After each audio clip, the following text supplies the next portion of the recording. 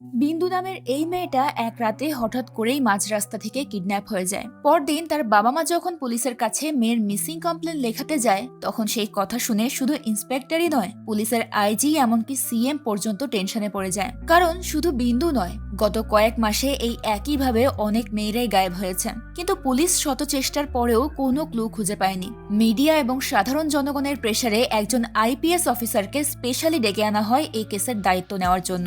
ইনভেস্টিগেশনের একটা পর্যায়ে তাদের সামনে ফাঁস হয় অর্গান মাফিয়ার এক ভয়ঙ্কর রহস্য, কিন্তু কেস তাতেও সলভ হয় না। সামনে আরো অনেক রহস্য অপেক্ষা করছিল, যেগুলোর ব্যাপারে পুলিশেরও কোনো আইডিয়া ছিল না। কি ছিল সেই রহস্য, আর পুলিশ কিভাবে সেই রহস্য ভেদ করবে? এমনই মাথা নষ্ট করা সাসপেন্স আর থ্রিলে ভরপুর আজকে আমি এক্সপ্লেন করব 2023 সালে মুক্তিপ্রাপ্ত একটা অসাধারণ তেলেগু মুভি হিড়িম্বার গল্পটা। আজকের গল্পটা এতটাই আনপ্রেডিক্টেবল যে আপনি শেষ পর্যন্ত না দেখলে বুঝতেই পারবেন না আসল মাস্টারমাইন্ড কে। তাই চলুন এখন আর সময় নষ্ট না করে আমি মিস বাঙালি এক্সপ্লেনার শুরু করছি আজকের এক্সপ্লেনেশন।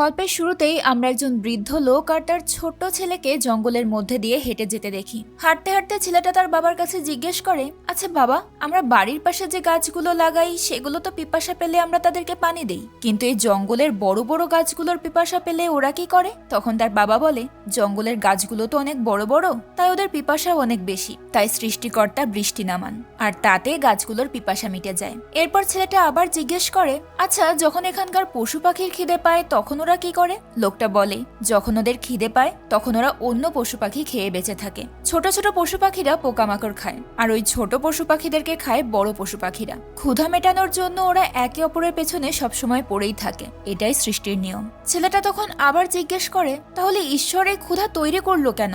সেটা শুনে তার বাবা বলে, একদিক থেকে বলা যায় ক্ষুধাই ঈশ্বর, কারণ পৃথিবীতে যা কিছু হয় তার বেশিরভাগই শুধুমাত্র ক্ষুধা মেটানোর জন্য। প্রাণীতে প্রাণীতে লড়াই, মানুষে মানুষের দ্বন্দ্ব, টাকার পিছনে ছোটা, ঝগড়া, বিবাদ, যুদ্ধ, এই সব কিছুই নিজেদের ক্ষুধা মেটানোর জন্য। একটা প্রাণীর যখন খিদে পায় তখন অন্য প্রাণীর আয়ু কমে আসে। এই কথা বলে বৃদ্ধ লোকটা তার ছেলের মুখে একটা ভয়ঙ্কর মুখোশ পরিয়ে দেয়। লোকটার এমন অদ্ভুত কথা আর ওই মুখোশের পেছনে একটা গোপন রহস্য লুকিয়ে আছে, যেটা জানার জন্য আমাদেরকে একটু অপেক্ষা করতে হবে। এদিকে হায়দ্রাবাদে হঠাৎ করেই মেয়েদের গায়েব হওয়ার নিউজ আসতে শুরু করে। একটা মেয়ের মিসিং কেস সলভ হতে না হতেই বিভিন্ন এলাকা থেকে আরো অনেকগুলো মেয়ে উধাও হয়ে যায়। মিডিয়াতে বিষয়টা নিয়ে তোলপাড় শুরু হয়। ধীরে ধীরে বিষয়টা এতটাই খারাপ পর্যায়ে পৌঁছয় যে আইজি নিজে এই কেসের দায়িত্ব নিজের কাঁধে তুলে নিতে বাধ্য হয়, কিন্তু সে ওই সব কেসের কোনো কুল কিনারা করতে পারে না। এতে করে গায়েব হওয়া মেয়েদের পরিবার এবং সাধারণ জনগণ মিডিয়ার মাধ্যমে সিএম এর ওপর প্রেসার দিতে থাকে জবাবদিহিতার জন্য। বিভিন্ন থানা এমনকি আইজির অফিসের সামনে পর্যন্ত মানুষ আন্দোলন শুরু করে। পুলিশের ওপর প্রচন্ড রাগ তাদের, কারণ পরপর এতগুলো মেয়ে গায়েব হওয়ার পরেও পুলিশ তার কোনো হদিশ বের করতে পারছে না। সিএমও তখন আইজিকে ফোন করে কেসের আপডেট জানার জন্য প্রেসার দিতে থাকে, কিন্তু সমস্যা হলো আইজির কাছেও তো এই কেসের কোনো আপডেট নেই। এরই মাঝে এক রাতে একটা মেয়ে গাড়ি নিয়ে একটা নির্জন রাস্তা দিয়ে যাচ্ছিল। রাস্তায় হঠাৎ কোন একটা কারণে তার গাড়িটা নষ্ট হয়ে গেলে মেয়েটা চেক করতে বাইরে নামে, আর তখনই আমরা দূর থেকে কাউকে মেয়েটার উপর নজর রাখতে দেখি। মেয়েটা চেক করে দেখে তার গাড়িটার টায়ার পাংচার হয়ে গেছে। ওই সময় নির্জন রাস্তায় তাকে সাহায্য করার মতো কেউ ছিল না, তাই সে অনলাইনে ট্যাক্সি বুক করার চেষ্টা করে, কিন্তু ট্যাক্সি আসতেও অনেকটা সময় লাগছিল। এরই মাঝে হঠাৎ পেছনে কাউকে দেখে মেয়েটা প্রচন্ড ভয় পেয়ে যায়, আর সেই লোকটা এসে তৎক্ষণাৎ মেয়েটার উপর অ্যাটাক করে। পরদিন এই কেসগুলো নিয়ে সিএম এর অফিসে একটা প্রেস মিটিং ডাকা হয়। সেখানে মিডিয়ার লোকেরা সিএম কে এই কেস নিয়ে নানা রকম প্রশ্ন করতে থাকে, তাকে জেরা করতে থাকে যে সে কেমন দেশ চালাচ্ছে, যেখানে দিনের পর দিন মেয়েরা উধাও হয়ে যাচ্ছে কিন্তু তার কোনো হদিশ পাওয়া যাচ্ছে না। তাদের এসব কথা শুনে সিএম খুব চিন্তায় পড়ে যায়, কারণ দ্রুত কেসটা সলভ না করা গেলে মিডিয়ার লোকেরা রীতিমতো তার পার্টি আর পজিশন নিয়ে টানাটানি শুরু করবে। সে কোনো মতে মিডিয়ার লোকেদেরকে বুঝিয়ে শুনিয়ে শান্ত করার চেষ্টা করছিল, কিন্তু তখনই আইজি এসে তাকে একটা চিরকুটের মাধ্যমে জানায় আরো একটা মেয়ে উধাও হয়ে গেছে। সিএম সেটা দেখে আর চুপচাপ বসে থাকতে পারে না, সে আড়ালে গিয়ে আইজিকে এই বিষয় নিয়ে জেরা করতে শুরু করেন। সেখানে ওই মেয়ের মা বাবাও উপস্থিত ছিল। মেয়ের এভাবে হঠাৎ উধাও হয়ে যাওয়াতে তারা ভীষণ ভেঙে পড়েছিল। সেটা দেখে আইজি সিএম কে বলে, স্যার এই বিষয়টা যদি আবার মিডিয়াতে লিক হয় তাহলে অনেক বড় ঝামেলা হয়ে যাবে। তাই সিএম ওই মেয়ের বাবা মাকে রিকোয়েস্ট করে বলে, যেভাবেই হোক আপনার মেয়েকে খুঁজে বের করার করার দায়িত্ব আমি নিচ্ছি, কিন্তু দয়া করে আপনারা এই বিষয়টা নিয়ে কারোর সঙ্গে আলোচনা করবেন না। এতে আপনাদের পারিবারিক সমস্যাটা রাজনৈতিক সমস্যায় রূপ নেবে। মেয়েটার বাবা মা চুপচাপ তার কথা মেনে নেয়। এটা মূলত সেই মেয়েটাই ছিল যার ওপর গতরাতে নির্জন রাস্তায় অ্যাটাক করা হয়েছে। তো সিএম দ্রুত আইজিকে এই কেসের ইনভেস্টিগেশনে লাগিয়ে দেয়। এরপর আমরা আদ্যা নামের একটা মেয়েকে দেখতে পাই। ফ্লাইটে যাওয়ার সময় হঠাৎ ছোটবেলার কিছু স্মৃতি মনে পড়তেই আদ্যা খুব প্যানিক করতে শুরু করে। তবে সেই স্মৃতির রহস্য কি ছিল সেটা জানার জন্য আমাদের একটু অপেক্ষা করতে হবে। ওদিকে আমরা অভয় নামের একজন পুলিশ অফিসারকে দেখতে পাই, যাকে ডিআইজি দ্রুত এসে রিপোর্ট করতে বলে।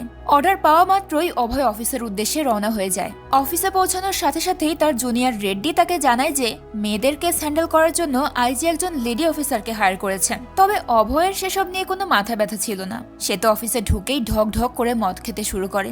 সেটা দেখে রেড্ডি বলে, আরে আমরা এখন মিটিং এ যাব, ডিউটিতে এসব খাবেন না। আইজি যদি টের পায় তাহলে অনেক বড় ঝামেলা হবে। কিন্তু অভয় রেড্ডিকে বলে, আইজি কিচ্ছু টের পাবে না, কারণ কোনো স্মেলই বের হবে না। আমি ভোটকা খাচ্ছি। রেড্ডি তখন চেক করে দেখে আসলেই কোনো স্মেল বেরোচ্ছে না। তাই সে নির্দ্বিধায় অভয়কে নিয়ে মিটিং এ চলে যায়। আর সেখানে গিয়ে তাদের দেখা হয় আদ্যার সঙ্গে। আদ্যাও একজন আইপিএস অফিসার, যাকে মেয়েদের এই মিসিং কেসের দায়িত্ব দেওয়া হয়েছে। কিন্তু অভয়কে দেখে কেন যেন আদ্যার মুখটা বাংলার পাঁচ হয়ে যায়। দেখেই বোঝা যাচ্ছিল অভয়কে তার মোটেই পছন্দ না। কিন্তু কেন, এর উত্তর আমরা সামনে জানতে পারবো।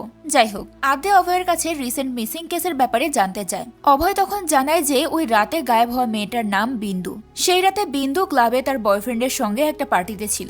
সেখানে নেশার ঘোরে বিন্দুর বয়ফ্রেন্ড তার সঙ্গে জোর জবরদস্তি করার চেষ্টা করে।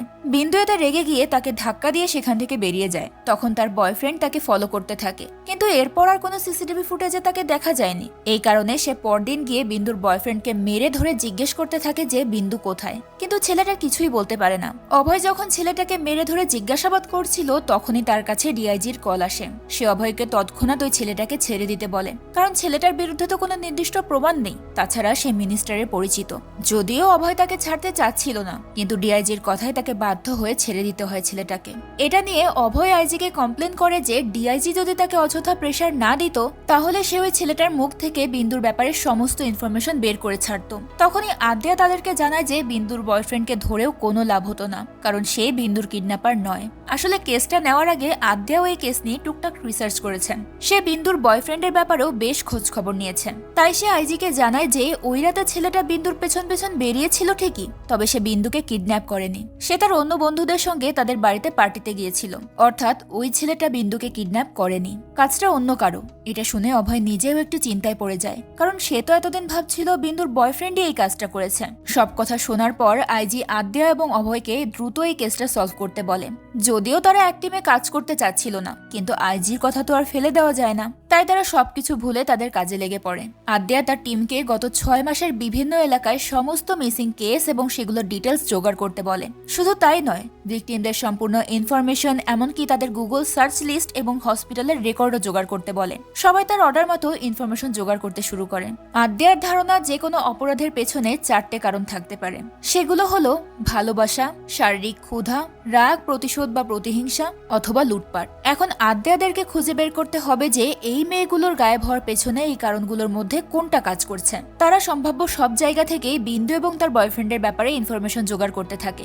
এমনকি রাস্তার পাশে সিসিটিভি ফুটেজও চেক করে, কিন্তু সেখান থেকেও বিশেষ কোনো ক্লু পাওয়া যায় না। এরপর তারা ওই এলাকার সব চোর, গুন্ডা, বদমাইশদেরকে ধরে এনে জিজ্ঞাসাবাদ করে যে ওই এলাকায় কোনো হিউম্যান ট্রাফিকিং গ্যাং অ্যাক্টিভ আছে কিনা, কিন্তু তারাও কোনো রকম ইনফরমেশন দিতে পারে না। এরই মাঝে অভয় রেড্ডিকে ফোন করে গল্প করতে শুরু করে। আসলে রেড্ডি ডিউটি ফাঁকি দিয়ে পার্টি করার প্ল্যান করছিল, কিন্তু অভয় সেটা জেনে যায়, কারণ সে রেড্ডির ফোনে ট্র্যাকার লাগিয়ে রেখেছিল। তাই রেড্ডি কোথায় যেত, কি করতো, সেই সবকিছুর আপডেট অভয় আগে থেকেই পেত। তো রেড্ডি যখন বিষয়টা অস্বীকার করার চেষ্টা করে তখন অভয় বলে, দেখো, টেকনোলজি কিন্তু কখনো মিথ্যে কথা বলে না। সে রেড্ডিকে ধমক দিয়ে তাড়াতাড়ি অফিসে চলে আসতে বলে। রেড্ডিও তার কথা মতো সবকিছু ফেলে অফিসের উদ্দেশ্যে রওনা হয়।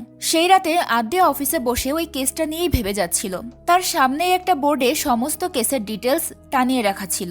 বোর্ডটা দেখতে দেখতে হঠাৎ একটা একটা অদ্ভুত বিষয় চোখে পড়ে তার। সে দেখতে পায় গায়েব হওয়া ওই মেয়েগুলোর মধ্যে 3 জন ছাড়া আর কারো মোবাইল পুলিশ উদ্ধার করতে পারেনি। তখনই হঠাৎ আদ্যার অভয়ের বলা কথাগুলো মনে পড়ে যায় যে টেকনোলজি কখনো মিথ্যে কথা বলে না। এখন তারা যদি তাদের কাছে থাকা ওই মোবাইল 3টার রেকর্ড বের করে তাহলে হয়তো সেখান থেকে নিখোঁজ হওয়া মেয়েদের ব্যাপারে কোনো ক্লু পাওয়া যাবে। তাই আদ্যা পরদিনই তার টিমকে দিয়ে ওই মেয়েগুলোর মোবাইল রেকর্ড জোগাড় করে ফেলে। এরপর সে তাদের আইটি এক্সপার্ট মূর্তির কাছে গিয়ে যে মেয়েগুলোর মোবাইল পাওয়া যায়নি সেই মোবাইলগুলোর আপডেট জানতে চায়। তখন মূর্তি জানায় যে মোবাইলগুলো এই মুহূর্তে বন্ধ আছে, সেগুলো অ্যাক্টিভ না হওয়া পর্যন্ত লোকেশন খুঁজে বের করা সম্ভব হচ্ছে না। সেটা শুনে আদ্যা বলে ওই মেয়েগুলোর বেশিরভাগের কাছেই আইফোন ছিল, আর আইফোন ব্যবহার করার জন্য সিম অ্যাক্টিভ করার আগেও সবথেকে বড় কাজ হচ্ছে ফোনটা আনলক করা। আর ফোন আনলক করতে গেলে সেটাকে ইন্টারনেটে কানেক্ট করতে হবে, এবং যখনই সেটা ইন্টারনেটে কানেক্ট হবে তখন বাকি সব অ্যাপগুলো অ্যাক্টিভ হয়ে যাবে এবং তার সমস্ত ইনফরমেশন আমরা জানতে পারবো। অর্থাৎ যদি ফোনটা ইন্টারনেটে কানেক্ট হয় তাহলে সবগুলো অ্যাপ অ্যাক্টিভ হয়ে যাবে, তাহলে সেই ক্ষেত্রে সোশ্যাল মিডিয়া অ্যাপগুলো অ্যাক্টিভ হবে। তাই আদ্যা মূর্তিকে ওই মেয়েগুলোর সোশ্যাল মিডিয়া অ্যাকাউন্ট চেক করে দেখতে বলে। মূর্তি তার কথা মতো ওই আইডিগুলো চেক করলে একটা অদ্ভুত বিষয় তাদের সামনে আসে। তারা দেখতে পায় 4 মাস আগে গায়েব হওয়া একটা মেয়ের আইডি 1 সপ্তাহ আগে অ্যাক্টিভ ছিল, কিন্তু মেয়েটার মোবাইলটা বন্ধ দেখাচ্ছিল। তার মানে নিশ্চয়ই কিডন্যাপার বা অন্য কেউ ওই মোবাইলটা অ্যাক্টিভ করার চেষ্টা করেছেন, অথবা তার আইডি ব্যবহার করার চেষ্টা করেছেন। সেটা জানা মাত্রই আদ্যা মূর্তিকে দ্রুত ওই অ্যাক্টিভিটির লোকেশন খুঁজে বের করতে বলে। সেখান থেকে ইনফরমেশন নিয়ে আদ্যা তার টিম সহ পৌঁছে যায় একটা চোরাই মোবাইলের দোকানে। প্রথমে ছেলেটা কিছু বলতে চাচ্ছিল না, কারণ সে আসলে বুঝতে পারেনি তার সামনে পুলিশ দাঁড়িয়ে আছে। তবে যখন সে বুঝতে পারে তখন ভয়ে ভয়ে তাদেরকে সেই মোবাইলটা বের করে দেখায় এবং তাদেরকে জানায় যে কিছুদিন আগেই একটা লোক ওই মোবাইলটা তার কাছে বিক্রি করে দিয়ে গেছেন। কিন্তু সমস্যা হলো সেটা যেহেতু একটা চোরাই মোবাইলের দোকান, তাই মোবাইল বিক্রি করতে আসা লোকটার বিশেষ কোনো ইনফরমেশন ছিল না, আর তার সিম আইডিটাও নকল ছিল। তবে সেখান থেকে একটা জরুরি ইনফরমেশন আদ্যারা পেয়ে যায়। সেটা হলো ওই নাম্বার থেকে বেশ কয়েকবার কার্তিক হসপিটালে যোগাযোগ করা হয়েছে। সেটা ছিল ওই শহরের বেশ নামকরা একটা হসপিটাল। এমন সময় অভয় আদ্যাকে জানায় যে সে নিজেও কার্তিক হসপিটালের ব্যাপারে ক্লু পেয়েছিল এবং তার সন্দেহ ছিল হসপিটালের এমডি রাঙ্গারাজনের ছেলে কার্তিক রাজনের ওপর। কিন্তু অভয় যখন তাকে জিজ্ঞাসাবাদের জন্য থানায় নিয়ে আসে তখনই তাকে ছেড়ে দেওয়ার অর্ডার দেওয়া হয়। সেটা শুনে আদ্যা বুঝে যায় নিশ্চয়ই কার্তিক হসপিটালের সাথে এই কেসের কোনো না কোনো কানেকশন অবশ্যই আছে। তাই তারা তাদের একজন টিম মেম্বারকে খুব কৌশলে পাঠিয়ে দেয় কার্তিক হসপিটালে। সে গিয়ে চুপিসারে হসপিটালের সার্ভার রুমে ঢুকে একটা চিপ সেট করে আসে, যার মাধ্যমে সেখানকার সমস্ত ডেটা হ্যাক করা যাবে। তো অভয় তখন হসপিটালের সার্ভারে ঢুকে ডেটা চেক করতে শুরু করে এবং সেখান থেকে এমন একটা রহস্য সামনে আসে যেটা তারা কখনো কল্পনাও করতে পারেনি। আসলে ওই হসপিটালের সার্ভার ডার্ক ওয়েবের সঙ্গে কানেক্টেড ছিল এবং তারা চিকিৎসার নামে পেশেন্টদের বিভিন্ন অর্গান ডার্ক ওয়েবের মাধ্যমে বেচা কেনা করত। প্রতিনিয়ত অনলাইনে অজ্ঞাতনামা অর্ডার আসতো তাদের কাছে, আর সেই অর্ডার অনুযায়ী তারা বিভিন্ন মানুষকে ধরে এনে তাদের অর্গান বের করে বেচে দিত। যেহেতু সেটা একটা নামি দামি হসপিটাল, তাই পেশেন্টদের ভর্তির নামে দিনের পর দিন এই ঘটনা ঘটে যাচ্ছে, কিন্তু কেউ সেটা বুঝতেই পারেনি। আরো অদ্ভুত ব্যাপার হলো এই গ্রুপের প্রধান টার্গেট হচ্ছে অল্প বয়সী থেকে মধ্যবয়সী মেয়েরা। এসব দেখে অভয় এবং আদ্যা দুজনেই হতবাক হয়ে যায়। আদ্যা এক মুহূর্ত অপেক্ষা না করেই কার্তিক হসপিটালের উদ্দেশ্যে বের হচ্ছিল। তখন অভয় তাকে বাধা দিয়ে বলে, অযথা সেখানে গিয়ে কোনো লাভ নেই। তুমি সেখানে পৌঁছানোর আগেই ওরা সমস্ত ইনফরমেশন ডিলিট করে দেবে এবং আমরা ওদের বিরুদ্ধে ওয়ারেন্ট নিয়ে আসার আগেই আমাদের হায়ার অথরিটি আমাদেরকে ওয়ার্নিং দিয়ে দেবে, কারণ হসপিটালের মালিকের সঙ্গে অনেক ওপর মহল পর্যন্ত কানেকশন আছে। সে একাধারে মিনিস্টারের আত্মীয় এবং ডিআইজির খুব ভালো বন্ধু, তাই এত সহজে তাদেরকে পাকড়াও করা যাবে না। পাকড়াও করা তো দূরে থাক, পর্যাপ্ত প্রমাণ ছাড়া তাদের সামনে গিয়ে দাঁড়ানো সম্ভব নয়। সেটা শুনে আদ্যা বেশ টেনশনে পড়ে যায়, কারণ তাদের কাছে তো বড় কোনো প্রমাণ নেই। তখন অভয় বলে, আমাদেরকে আগে ওই কিডন্যাপারকে খুঁজে বের করতে হবে যে মেয়েদেরকে কিডন্যাপ করে এনে হসপিটালে সাপ্লাই দিচ্ছে। কিডন্যাপারদের গ্রুপের একজনকেও যদি আমরা পেয়ে যাই তাহলে ধীরে ধীরে এই সমস্ত ক্লু আমাদের হাতে চলে আসবে। তখন আদ্যা মূর্তিকে ফোন করে হসপিটালের গত 6 মাসের সমস্ত কল রেকর্ডস বের করতে বলে। নিশ্চয়ই সেখান থেকে সাপ্লাইদের ব্যাপারে কোনো ক্লু পাওয়া যাবে। এদিকে আমরা কার্তিক এবং তার গ্রুপকে দেখতে পাই। তারা হসপিটালে দাঁড়িয়ে তাদের পরবর্তী শিপমেন্টের ব্যাপারে ডিসকাস করছিল। এবারের শিপমেন্টটা আগের থেকে অনেক বড় হওয়ার কথা। তার উপর আবার পুলিশ এই মিসিং কেসগুলো নিয়ে খুব বেশি তৎপর, তাই টিমের সবাই বিষয়টা নিয়ে খুব দুশ্চিন্তায় ছিল যে তারা যদি কোনোভাবে পুলিশের হাতে ধরা পড়ে যায় তাহলে কি হবে। তবে কার্তিক তাদেরকে বোঝায় যে তাদের চিন্তার কোনো প্রয়োজন নেই, কারণ গভর্নমেন্টে অলরেডি তাদের পার্টনাররা আছে। তখন টিমের লোকেরা জিজ্ঞেস করে, কিন্তু সাপ্লায়ারের কি হবে? তখন কার্তিক বলে, চিন্তা করো না, তার জন্য মানুষ আছে। এরই মাঝে কার্তিকের কাছে একটা কল আসে। কলটা করেছিল তার সবচেয়ে বিশ্বস্ত সাপ্লায়ার বোয়া। কার্তিক তাকে জিজ্ঞেস করে, নতুন শিপমেন্ট এখনো ঢোকেনি কেন? তখন বোয়া তাদেরকে জানায় যে তার কাজ চলছে, আগামীকাল সকালের মধ্যে সে মেয়েদেরকে পাঠিয়ে দেবে। কার্তিক সেটা শুনে খুব খুশি হয় এবং তাকে আশ্বস্ত করে যে এবারের প্রজেক্টে তার পার্সেন্টেজ দ্বিগুণ করে দেবে। অভয়রা থানায় বসে এই সমস্ত কথা শুনছিল। এরপর তারা ওই নাম্বার ট্রেস করে সেখানকার লোকেশন বের করে ফেলে। তারপর ওই এলাকার একজন ছোটখাটো দালালের কাছ থেকে তারা জানতে পারে যে মোবাইল বিক্রি করতে আসা ওই লোকটার নাম ফাহাদ। সে কার্তিকের সাপ্লায়ার বোয়ার রাইট হ্যান্ড। আদ্যা তখন তাকে জিজ্ঞেস করে এই বোয়াটা আসলে কে। তখন লোকটা বলে বোয়া কে, কোথা থেকে এসেছে এই ব্যাপারে কেউই কিছু জানে না।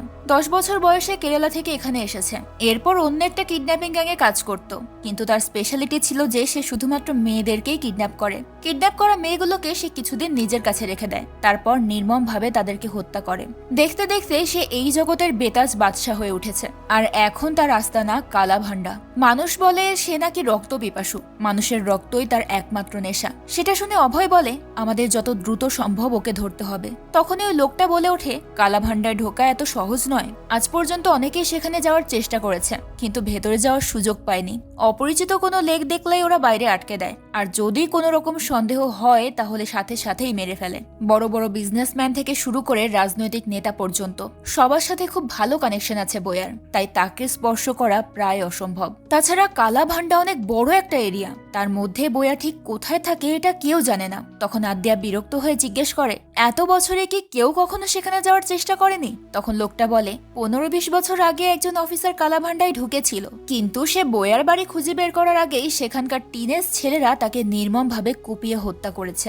এসব কথা শুনে পুলিশরা পর্যন্ত ভয়ে আটকে ওঠে, কিন্তু অভয় বলে যেভাবেই হোক এই কালাভান্ডার ভেতরে তো ঢুকতেই হবে, না হলে কেসের কোনো ক্লু পাওয়া যাবে না। তখন লোকটা বলে ভেতরে ঢোকা অনেক কঠিন, তবুও আমি আপনাদের যথাসাধ্য সাহায্য করব। কিন্তু সমস্যা হলো এত সব কথা শোনার পর কেউ আর ভেতরে যাওয়ার সাহস পাচ্ছিল না। তখন অভয় নিজে থেকেই বলে আমি যাব সেখানে। এটা শুনে আদ্যা ভীষণ অবাক হয়, সাথে বেশ ভয়ও পায়। যাই হোক, ওই লোকটা সাহায্য নিয়ে একটা বাচ্চা ছেলের মাধ্যমে অভয় একা পৌঁছে যায় কালাভান্ডার ভেতরে। সেখানকার লোকেরা যখন অভয়ের পরিচয় জিজ্ঞেস করে তখন বাচ্চা ছেলেটা বলে অভয় তার অসুস্থ দাদির চিকিৎসা করতে এসেছে, তাই তাকে আর কেউ বাধা দেয় না। তবে বাচ্চাটার খুব ভয় লাগছিল, কারণ তারা যদি ধরা পড়ে যায় তাহলে অভয়ের পাশাপাশি ওই ছেলে আর তার একমাত্র বোনটাও মারা যাবে। তখন অভয় বলে তুমি একদম চিন্তা করো না, আজ থেকে আমি তোমার বড় ভাই, আমি থাকতে তোমাদের কারো কিছু হবে না। সেটা শুনে ছেলেটা মনে একটু সাহস পায়। এরপর সে অভয়কে নিয়ে গিয়ে বোয়ার বাড়িটা দেখিয়ে দেয়। বাইরে বাচ্চারা ক্রিকেট খেলছিল।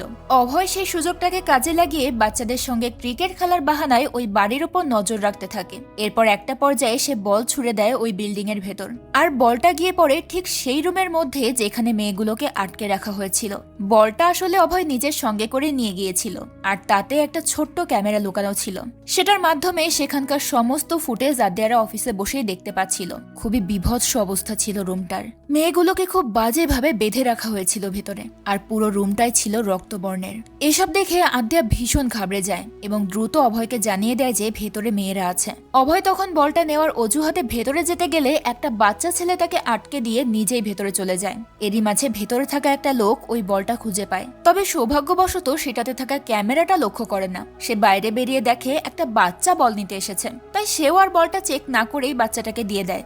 আর ঠিক সেই মুহূর্তেই অভয় সেখানে পৌঁছে গিয়ে বিল্ডিং এর ভেতরে থাকা লোকগুলোর ওপর হামলা করে দেয়। তবে তাদের মধ্যে কেউই বোয়া ছিল না, হয়তো সে বাইরে গেছে।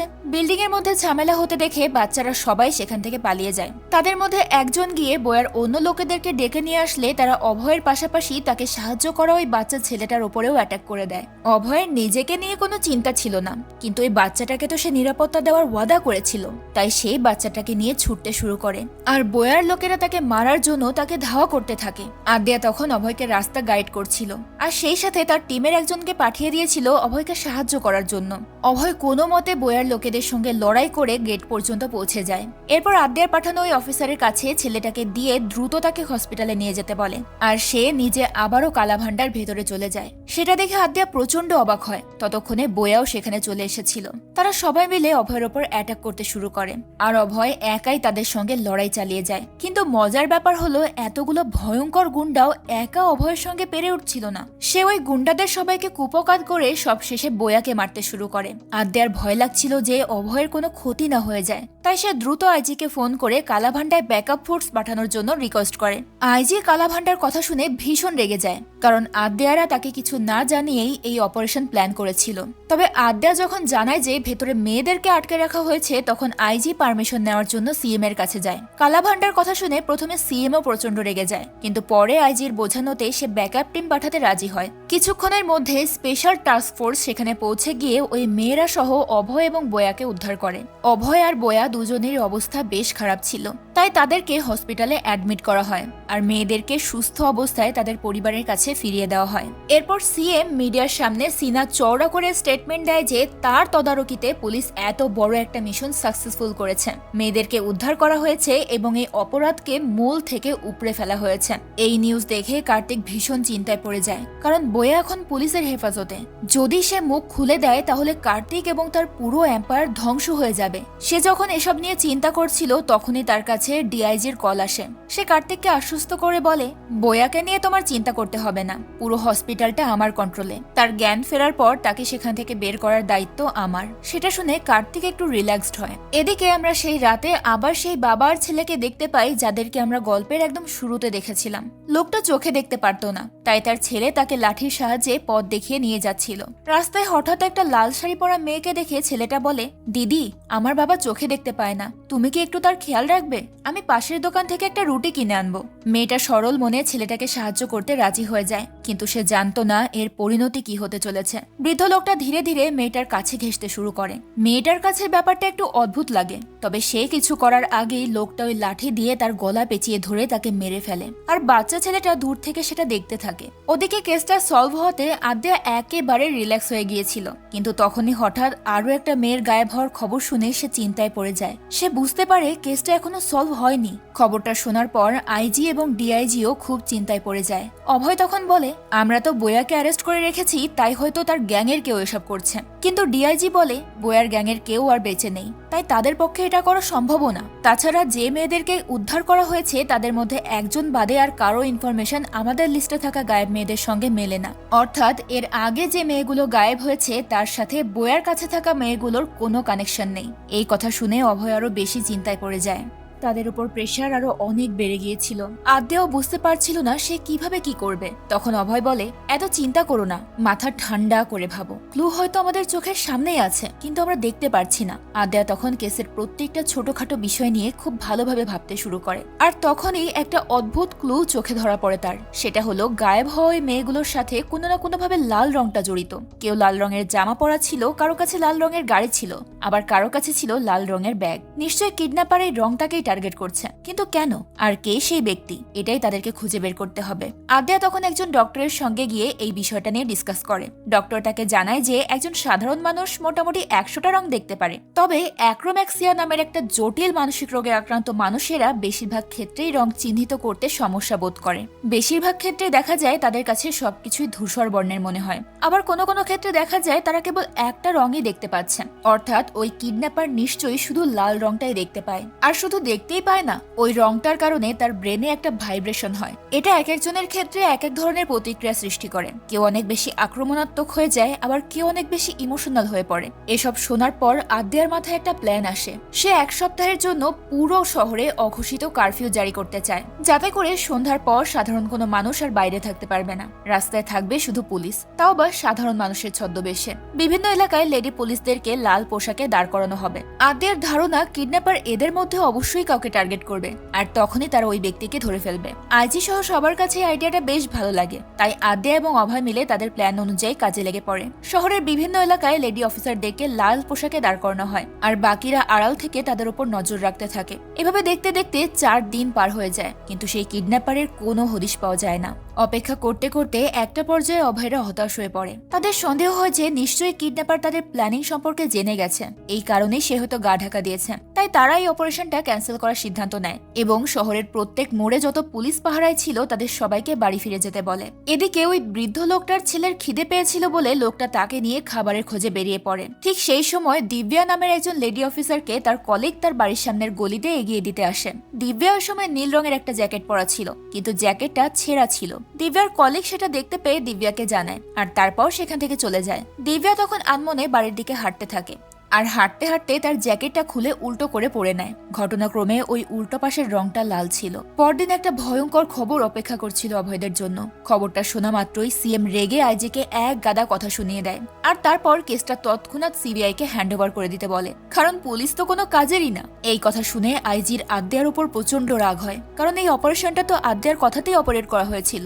আর সেই অপারেশনের কারণেই দিব্যা নামের সেই অফিসার মাঝরাতে কিডন্যাপ হয়ে গেছে। অর্থাৎ এবার হয়তো ওই বৃদ্ধের শিকার ছিল দিব্যা।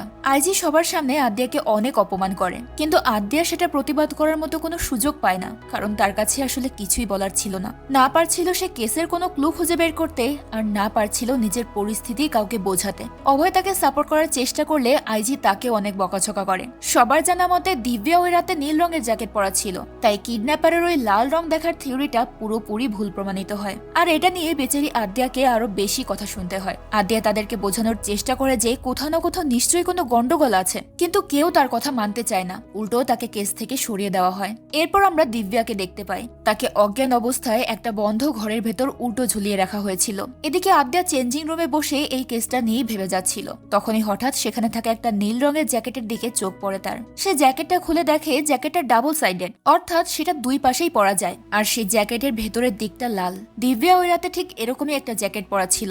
আদ্যা তখন বুঝে যায় ওই লাল রং দেখে কিডন্যাপার তাকে টার্গেট করেছে, অর্থাৎ তার থিওরি একদম সঠিক। এরপর সে একাই ইনভেস্টিগেশনে বেরিয়ে যায়। সেদিন দিব্যা যেখান থেকে কিডন্যাপ হয়েছিল সেই জায়গাটা সে খুব ভালোভাবে দেখতে থাকে। এমন সময় সে পাশের জঙ্গল থেকে বাচ্চাদের চিৎকারের আওয়াজ শুনতে পায়। কৌতূহলবশত সেদিকে গিয়ে আদ্যা চেক করলে দেখতে পায় দুটো বাচ্চা একটা ভয়ঙ্কর কাঠের মুখোশ নিয়ে লড়াই করছে। মুখোশটা দেখে আদ্যার চোখ একেবারে ছানা বড়া হয়ে যায়। এটা সেই মুখোশ ছিল যেটা গল্পের শুরুতে আমরা ওই বৃদ্ধ লোকটার কাছে দেখেছিলাম। কিন্তু আদ্যা এটা দেখে ভয় পাচ্ছে কেন, এর উত্তরটা আমরা সামনে জানতে পারবো।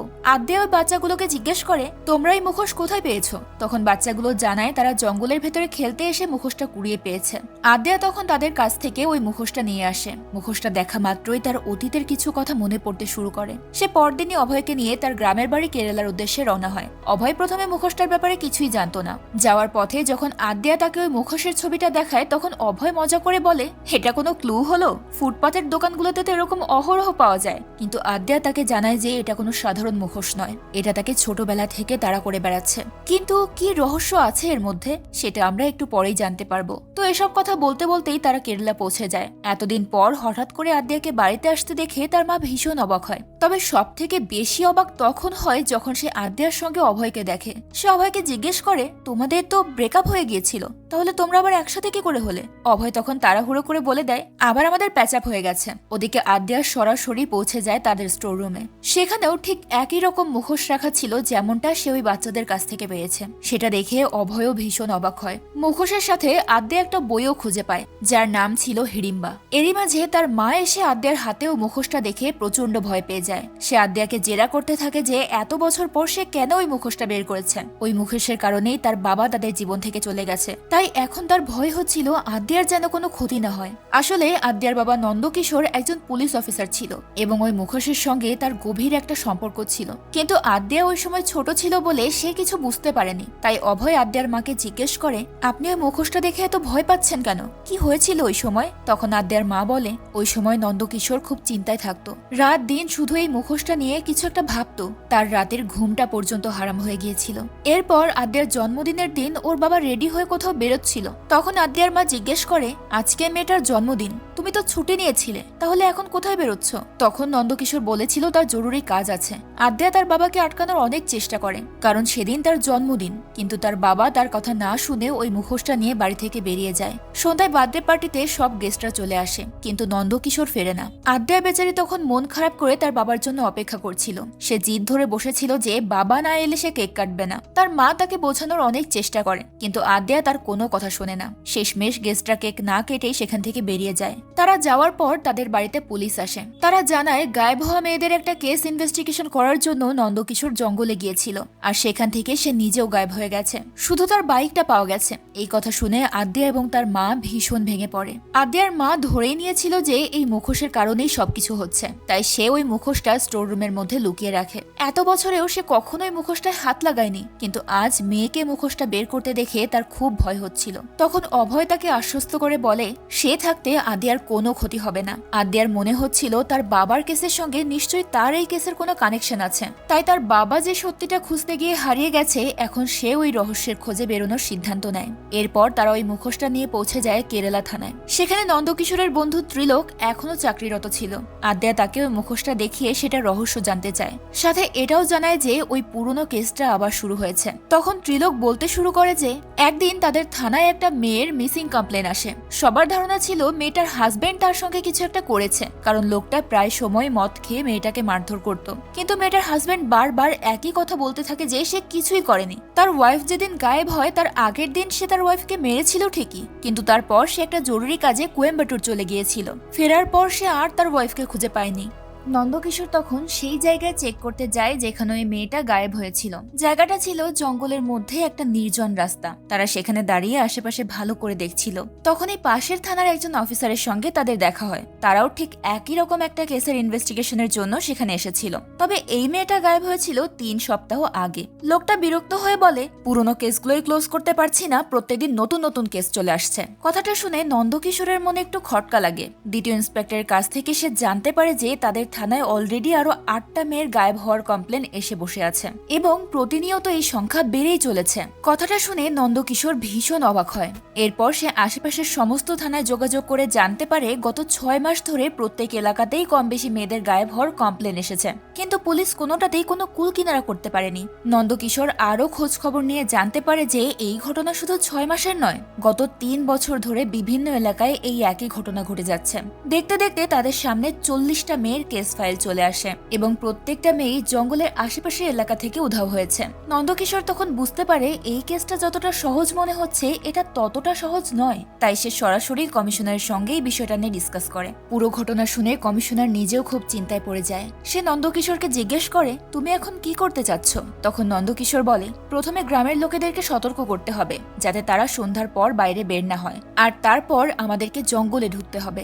নিশ্চয়ই সেখান থেকে কোনো না কোনো ক্লু অবশ্যই পাওয়া যাবে। কমিশনার তাকে পারমিশন দিলে সেই অনুপাতে তারা কাজে লেগে পড়ে। গ্রামে সতর্কতা বার্তা প্রচারের পর বিভিন্ন থানার পুলিশরা কয়েকটা টিমে ভাগ হয়ে জঙ্গলের ভেতরে খোঁজাখুঁজি করতে শুরু করে। সেই সাথে গ্রাম এবং আশেপাশের এলাকাগুলোতেও খোঁজ নেয় পুলিশ। তারা সব দিকে সতর্ক দৃষ্টি রাখছিল, কিন্তু তারপরেও অনাকাঙ্ক্ষিত ঘটনা কোনোভাবেই এড়ানো যাচ্ছিল না। এসবের মাঝেই আবারও একটা মেয়ে গায়েব হয়ে যায়। ভোরের নিভু নিভু আলোতে সেই বৃদ্ধ লোক আর তার ছেলে একটা মেয়ের উপর অ্যাটাক করে তাকে জঙ্গলে টেনে নিয়ে যায়। আর শুধু এই একটাই নয়, তারা একের পর এক মেয়েদেরকে গায়েব করার এই ধারা চালিয়ে যেতে থাকে। কিন্তু প্রশ্ন হলো এই বৃদ্ধ লোকটা আদ্যা এবং তার বাবা দুইজনের কাছে কিভাবে আছে? লোকটা যদি নন্দকিশোরের সময় থেকে থাকে তাহলে তো এতদিনে তার আরো বৃদ্ধ হওয়ার কথা, নয়তো মারা যাওয়ার কথা। এর পেছনেও একটা রহস্য আছে। একটু অপেক্ষা করুন, সবকিছু পরিষ্কার হয়ে যাবে। তো একদিন নন্দকিশোর ত্রিলোককে নিয়ে জঙ্গলের মধ্যে দিয়ে যাওয়ার সময় হঠাৎ তাদের বাইকে একটু সমস্যা দেখা দেয়। ত্রিলোক বাইকটা চেক করতে গেলে নন্দকিশোর আশেপাশের জায়গাটা ঘুরে দেখতে থাকে। সেই সময় সে জঙ্গলের মধ্যে একটা ভাঙাচোরা বাড়ি দেখতে পায়। সেখানে একটা বৃদ্ধ লোককে বসে থাকতে দেখে নন্দকিশোর কৌতূহলবশত তার দিকে এগিয়ে যায়। লোকটা আর কেউ নয় বরং সেই বৃদ্ধ ছিল যে কিনা মেয়েদেরকে কিডন্যাপ করছে। নন্দকিশোর তার কাছে গিয়ে একটু পানি খেতে চায়। তখন লোকটা বলে ভেতরে রাখা আছে, আপনি নিজেই নিয়ে খেয়ে নিন। আসলে আমি ঠিকমতো দেখতে পাই না তো, তাই দিতে পারছি না। নন্দকিশোর তখন ভেতরে গিয়ে পানি খাওয়ার সময় ভেতরের সবকিছু খুব ভালোভাবে লক্ষ্য করে। এরপর সে বাইরে এসে লোকটাকে জিজ্ঞেস করে গ্রাম থেকে এত দূরে এই জঙ্গলের মধ্যে কেন থাকো? এখানে তো ভয়ঙ্কর পশু পাখি থাকে। তোমাদের ক্ষতি হবে তো? তখন লোকটা বলে, ওদের রাস্তা আলাদা আর আমার রাস্তা আলাদা, আমার কোনো ক্ষতি ওরা করবে না। লোকটাকে দেখে এই এলাকার মনে হচ্ছিল না। নন্দকিশোর এই ব্যাপারে তাকে জিজ্ঞেস করলে লোকটা বলে, আসলে পেটের ক্ষুধা আমাকে এখানে টেনে এনেছে, কাজের জন্য এসেছি। যখন এখানে এসেছিলাম তখন লোকালয়ে থাকার মতো টাকা ছিল না, আর এখন জঙ্গলে থাকতে থাকতে অভ্যাস হয়ে গেছে, তাই আর কোনো সমস্যা হয় না। নন্দকিশোর তখন আর কথা বাড়ায় না, শুধু তাকে বলে, এই জঙ্গলে একটু সমস্যা আছে, যদি কখনো দরকার পড়ে তাহলে তোমাকে থানায় আসতে হবে। এই বলে সে সেখান থেকে চলে যায়। পরদিন গ্রামের একটা লোক থানায় ওই কাঠের মুখোশটা নিয়ে আসে। লোকটা জানায় জঙ্গলে কাঠ কাটতে গিয়ে একটা লোকের মুখে সে ওই মুখোশটা পরা দেখতে পেয়েছে। তাকে দেখতে পেয়ে ওই মুখোশ পরা লোকটা দৌড়ে পালিয়ে যায়, আর তখনই তার মুখোশটা সেখানে পড়ে যায়। তো নন্দকিশোর তখন ওই লোকটাকে জিজ্ঞেস করে, তুমি কি ওই মুখোশ পরা লোকটার চেহারা দেখেছো?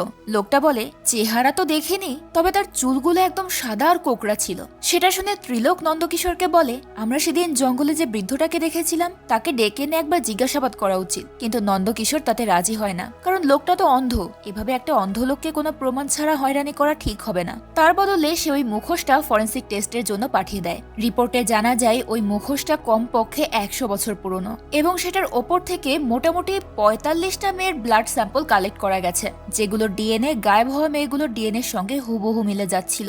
রিপোর্টটা সামনে আসার পর পুরো ডিপার্টমেন্টে তোলপাড় শুরু হয়। ওদিকে চিন্তায় চিন্তায় নন্দকিশোরেরও বিপি হাই হতে থাকে। সে ভেবে পাচ্ছিল না এই ঘটনার পেছনে কে থাকতে পারে। তখনই হঠাৎ তার ওই হিড়িম্বা নামের বইটার কথা মনে পড়ে যায়। ওই বইটা মূলত আদিবাসীদেরকে নিয়ে লেখা ছিল।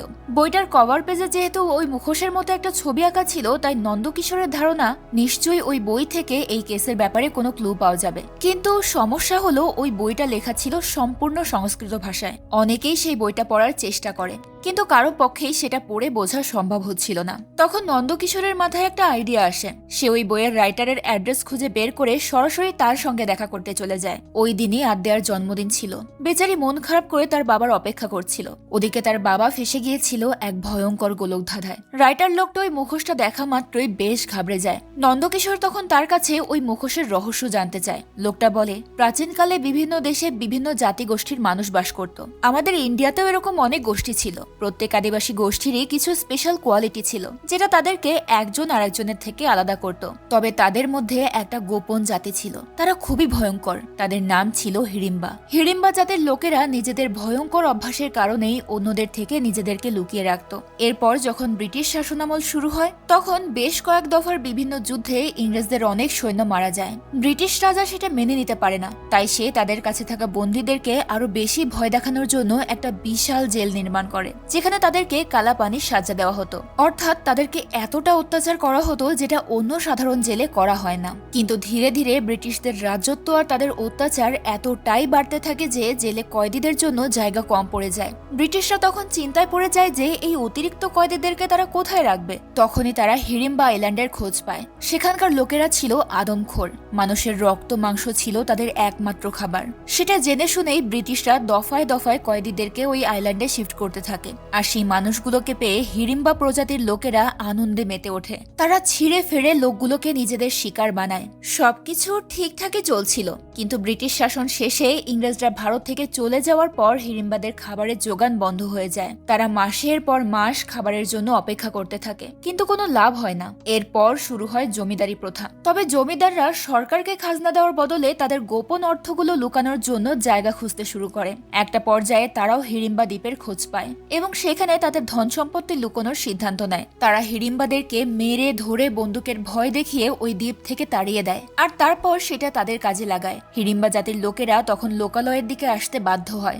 জঙ্গলের পথ ধরে হাঁটার সময় তারা একটা মহিলাকে দেখে নিজেদেরকে আর সামলাতে পারে না। তারা ওই মহিলাটাকে মেরে কেটে খেতে শুরু করে। কিন্তু এই বিষয়টা চোখে পড়ে যায় গ্রামের অন্য একটা লোকের। সে দৌড়ে গিয়ে গ্রামের সবাইকে জঙ্গলে ডেকে এনে এই ঘটনা দেখায়। তখন গ্রামের লোকেরা মিলে ওই হিড়িম্বাদের দলকে গাছের সঙ্গে বেঁধে আগুনে পুড়িয়ে মেরে ফেলে। সবাই ভেবেছিল হিড়িম্বা প্রজাতি হয়তো শেষ হয়ে গেছে, কিন্তু আজ ওই মুখোশটাকে সামনে দেখে রাইটার বুঝতে পারে নিশ্চয়ই ওই জাতির কেউ একজন ওই সময় বেঁচে গিয়েছিল, আর সে এখন এই সব ঘটনা ঘটাচ্ছে। নন্দকিশোর তখন বুঝে যায় তারা যে লোকটাকে অন্ধ ভেবেছিল সে আসলে অন্ধ নয়, এই সবের পেছনে তারই হাত রয়েছে। সে দ্রুত থানায় ফোন করে তার টিমকে অ্যালার্ট করে দেয় এবং তাদেরকে জঙ্গলের দিকে আসতে বলে। আর সেই সাথে সেও জঙ্গলের উদ্দেশ্যে রওনা হয়ে যায়। তবে এবার ওই বৃদ্ধ লোকটা আগে থেকেই তৈরি হয়েছিল।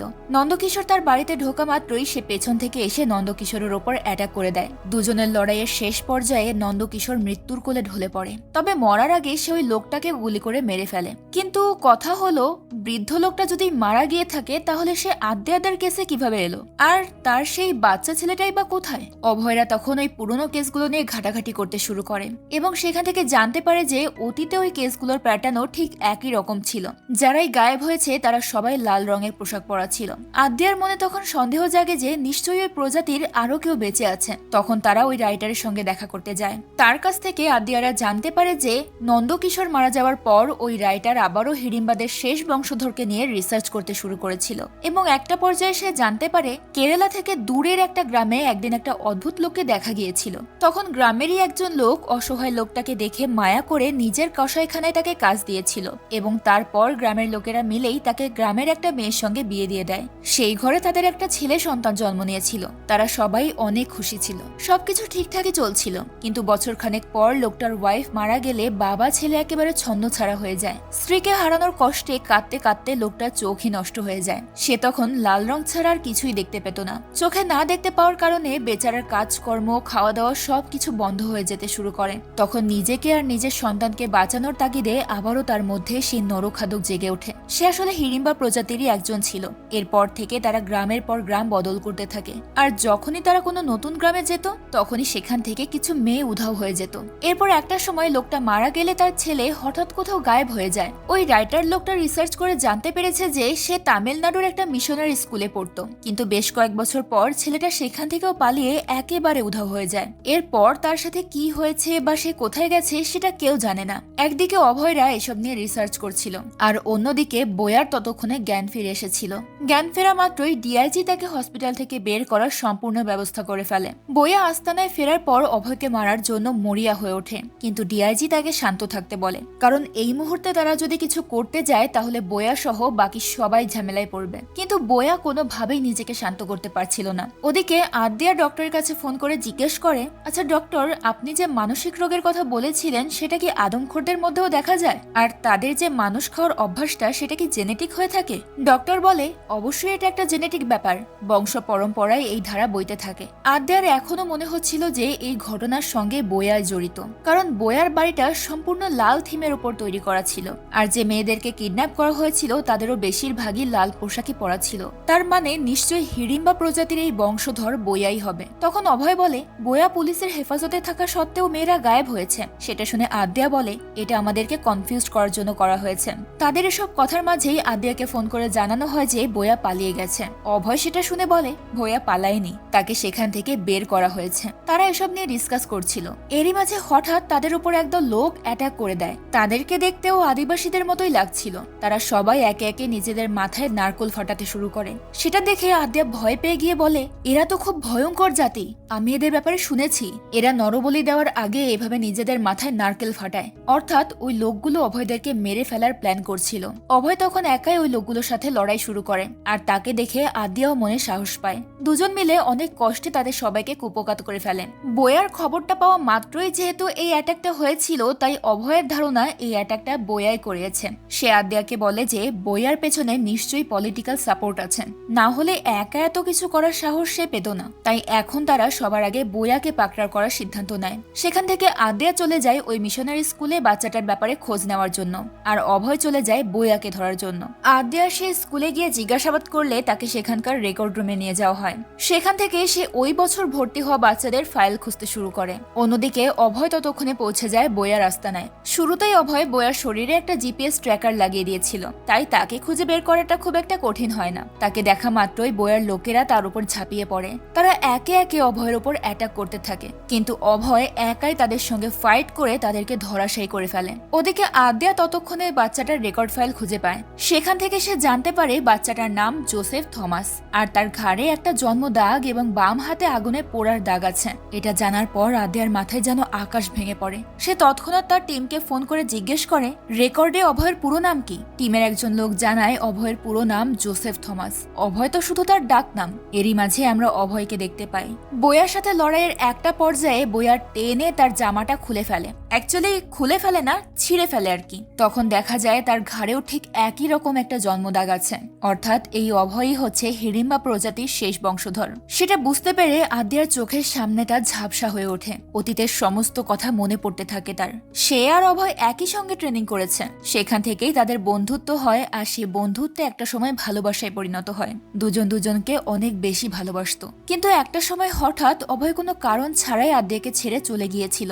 সেই রাগ এখনো আদ্যা মনে পুষে রেখেছে। কিন্তু এতগুলো দিন অভয়ের সঙ্গে কাটানোর পরেও সে কখনো বুঝতেই পারেনি অভয়ের ভেতর এত বড় একটা রহস্য লুকিয়ে আছে। সে তৎক্ষণাৎ অভয়ের বাড়ির উদ্দেশ্যে রওনা হয়ে যায়। অভয় তখন বাড়িতে ছিল না। সেই সুযোগে আদ্যা বাড়ির ভেতরে ঢুকে পুরো বাড়িটা ভালো করে চেক করতে শুরু করে। খুঁজতে খুঁজতে একটা সময় সে একটা গোপন রুমের সন্ধান পায়। সেখানে ঢোকার পর সে দিব্যাকে উল্টো ঝুলে থাকতে দেখে। সে নিশ্চিত হয়ে যায় যে এই মেয়েগুলো গায়েব হওয়ার পেছনে অভয়েরই হাত আছে। এখন আপনাদেরকে একটা বিষয় ক্লিয়ার করে দেই, আমরা যে বৃদ্ধের ব্যাপারে এতক্ষণ দেখেছি সেগুলো সবই ছিল নন্দকিশোরের সময়কার ঘটনা, আর এখন যা কিছু হচ্ছে সেই সবকিছু অভয়েরই করা। আসলে অভয় সবসময় তার বাবাকে অনেক মিস করত, আর তাই সে যখনই কোনো মেয়েকে অ্যাটাক করত তার মনে হতো তার বাবা তার সঙ্গেই আছে। মূলত এই বিষয়টাই আমাদেরকে পোর্ট্রে করা হয়েছে। পুরো গল্পটার মধ্যে যেহেতু বারবার ফ্ল্যাশব্যাক আর প্রেজেন্টের সিনগুলো শাফেল হয়েছে, তাই এই কনফিউশনটা তৈরি হতে পারে। এই কারণে আগে থেকেই বিষয়টা পরিষ্কার করে দিলাম। যাই হোক, আদ্যা তৎক্ষণাৎ তার টিমকে অ্যালার্ট করে দেয় এবং দিব্যাকে বাঁচানোর চেষ্টা শুরু করে। দিব্যা তখনও মারা যায়নি, কিন্তু ঠিক সেই মুহূর্তেই অভয় সেখানে পৌঁছে যায়। তাকে দেখা মাত্রই আদ্যা তার দিকে গান পয়েন্ট করে। সেটা দেখে অভয় বলে, আমি যদি পালানোর চেষ্টাই করতাম তাহলে তোমাকে কখনোই এখানে পৌঁছতে দিতাম না। তুমি শান্ত হও, আমি পালাবো না। কিন্তু আদ্যা তার কথায় বিশ্বাস করে না। সে অভয়ের ওপর গুলি চালাতে গেলে অভয় তৎক্ষণাৎ তার হাত থেকে পিস্তলটা কেড়ে নেয়। আদ্যা তখন প্রচন্ড ভয় পেয়ে যায়। তখন অভয় বলে, তোমার সাথে আর কখনো দেখা হবে বলে মনে হয় না, কারণ এখান থেকে আমাদের মধ্যে যে কোনো একজনই বাইরে বেরোতে পারবে। তাই আমি তোমাকে আজ কিছু বলতে চাই। অভয় যখন কথা বলায় ব্যস্ত ছিল তখন আদ্যা চারপাশে খুঁজতে শুরু করে সেখান থেকে পালানোর কোনো রাস্তা পাওয়া যায় কিনা। তখন সে দেখতে পায় অভয় ততক্ষণে বয়াকেও এনে সেখানে আটকে রেখেছিল। বেচারা হাত পা বাঁধা অবস্থায় মৃত্যু যন্ত্রণায় ছটফট করছিল। এরই মাঝে অভয় বলে ওঠে, আমি যা করেছি সেটা শুধুমাত্র নিজের ক্ষুধা মেটানোর জন্য। সেটা শুনে আদ্যা রেগে গিয়ে বলে, তুমি তোমার এই জঘন্য কাজটাকে ক্ষুধার নাম দিতেই পারো, কিন্তু তাতে কিন্তু তোমার কাজটা লিগ্যাল হয়ে যাবে না। তুমি একজন ক্রিমিনাল। সেটা শুনে অভয় বলে, এরকম হলে তো পৃথিবীর সবাই ক্রিমিনাল, কারণ আমরা প্রতিনিয়ত অন্য প্রাণীদেরকে মেরে খাচ্ছি। তাদের কি বেঁচে থাকার কোনো অধিকার নেই? যে মানুষগুলো ওই নিরীহ প্রাণীদেরকে মেরে ফেলে তারা কেন ক্রিমিনাল হবে না? আমি না হয় মানুষ খাই, কিন্তু তোমরা তো কোনো না কোনো প্রাণীকে খাও। তাছাড়া আমি যে এত বছর পর আবারও মানুষ খেতে শুরু করেছি তার পেছনে কিন্তু তোমারও হাত আছে। আদ্যা সেই কথা শুনে হতবাক হয়ে যায়। তবে সে অভয়ের কথায় কান না দিয়ে তাকে অ্যাটাক করতে যায়।